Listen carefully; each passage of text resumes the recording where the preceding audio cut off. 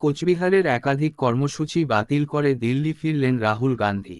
ফের 28 জানুয়ারি ফলকাটা থেকে ন্যায় যাত্রা শুরু করবেন রাহুল গান্ধী। মঙ্গলবার অসম বাংলা বক্সিরহাটে সীমান্তে ন্যায় যাত্রা নিয়ে পৌঁছান রাহুল গান্ধী। এদিন অসমের ধুবরী থেকে কোচবিহারের বক্সিরহাটে প্রবেশ করেন রাহুলের ভারত জোড়ো ন্যায় যাত্রা। বক্সিরহাটে ঢোকার পরই প্রদেশ কংগ্রেস সভাপতি অধীর চৌধুরীর কর্মী সমর্থকদের নিয়ে স্বাগত জানান রাহুলকে। এদিন কর্মী সমর্থকদের উচ্ছ্বাস ছিল চোখে পড়ার মতো।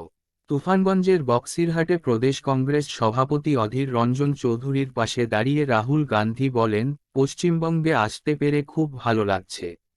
আপনাদের কথা শুনতে এসেছি, আপনাদের পাশে দাঁড়াতে এসেছি। পশ্চিমবঙ্গের কর্মকর্তা এবং নেতারা আছেন। এত ভালোবাসার মাধ্যমে আমায় স্বাগত জানানোর জন্য ধন্যবাদ। ভারত জোড়ো যাত্রার সঙ্গে আমরা ন্যায় যুক্ত করেছি, কারণ দেশে অন্যায় হচ্ছে। বিজেপি এবং আরএসএস হিংসা ও ঘৃণা ছড়াচ্ছে।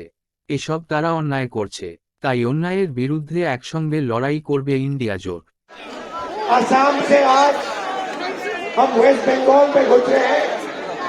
मैं आसाम के लीडर्स, कार्यकर्ताओं का दिल से धन्यवाद करना चाहता हूं। आपने बहुत जबरदस्त तरीके से यात्रा को चलाया।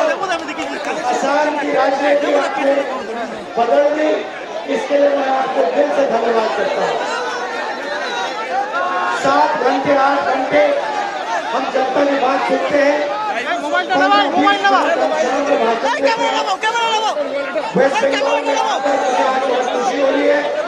हम यहाँ आपकी बात सुनने आए हैं, आपके साथ खड़े होने वाले हैं। वेस्ट बंगाल के हमारे कार्यकर्ता लीडर्स हैं, आपका मैं धन्यवाद करता हूँ कि आपने इतने प्यार से मेरा स्वागत किया। न्याय यात्रा के पीछे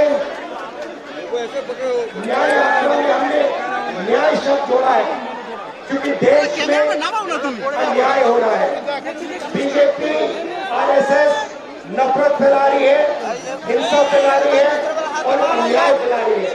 इसीलिए इंडिया फॉरवर्ड एक साथ अन्याय के खिलाफ लड़ने जा रहा है।